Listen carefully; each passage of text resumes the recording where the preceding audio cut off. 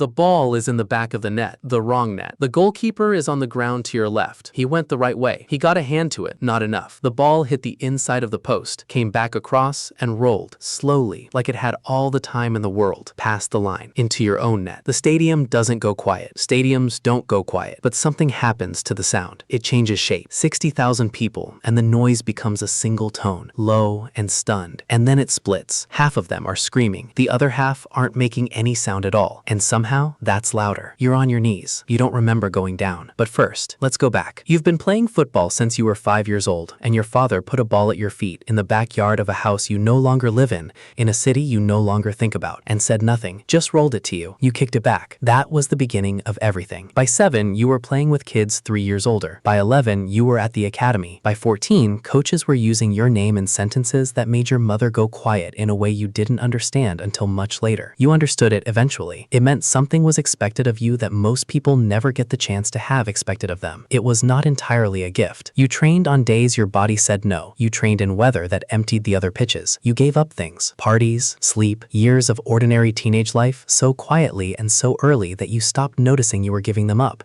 They just became things other people did. By 23, you're here, starting 11. Your name on the back of a jersey being worn by people you've never met. Your face on the billboard outside the training ground that you drive past every morning without looking at anymore. Because if you look at it, you start to think about it, and thinking about it is not useful. What's useful is the next training session, the next match, the next ball. The final arrives the way finals always do, slower than you expected for months, and then all at once. The week before, the city changes. You feel it everywhere. In the coffee shop where the owner says your name in a way he hasn't before, in the messages from people you haven't spoken to in years, in your manager's eyes during the team meeting, which is steady and calm and exactly what he's trained it to be. But underneath the steadiness is something you recognize because you feel it too. This matters more than we are saying it matters. You sleep badly the 4 nights before the match, not because you're scared. You're not scared. Fear is specific. It has a shape, a source, a face. This is different. This is your whole nervous system running a background process you can't access, checking and rechecking something you can't name. You wake at 3 a.m. and lie in the dark and stare at the ceiling and rehearse the game in your head, not the penalty, just the game. You don't let yourself think about the penalty. You don't think about the penalty. The match is everything a final is supposed to be, and also nothing like what you imagine. You stop imagining things during the warm-up, which is what you're supposed to do. The warm-up is routine. The routine is the point. The routine is the only part of this you fully own. 90 minutes, goalless. The game is tight and physical and occasionally beautiful, and neither side deserves to lose it. Extra time, 30 more minutes that feel like they happened to someone else. Your legs are made of something heavier than legs by the end. Your lungs are doing more than they have left to give. Penalties. Your name is on the list. You knew it would be. You put it there. Not first, not last, third. You practiced this last Tuesday in an empty stadium while the groundskeeper turned the sprinklers off and watched from the edge of the pitch. You put 14 out of 15 in the top right corner. The one that missed clipped the crossbar, and that too you cataloged and filed and told yourself meant nothing. It meant nothing. Your teammates go first. You watch from the center circle. 1 scored. 2 scored. Their first hits the post, and something moves through your side of the pitch, electric and involuntary, and you put it away. Don't celebrate anything yet. Nothing exists yet. You're third. You pick up the ball. The walk from the center circle to the penalty spot is 12 seconds. You've counted it. In those 12 seconds, your brain generates approximately 10,000 thoughts, and you are supposed to have none of them. This is the paradox of the penalty kick that nobody outside of it fully understands. The instruction is, be empty, think nothing, trust the body. But the instruction to think nothing is itself a thought,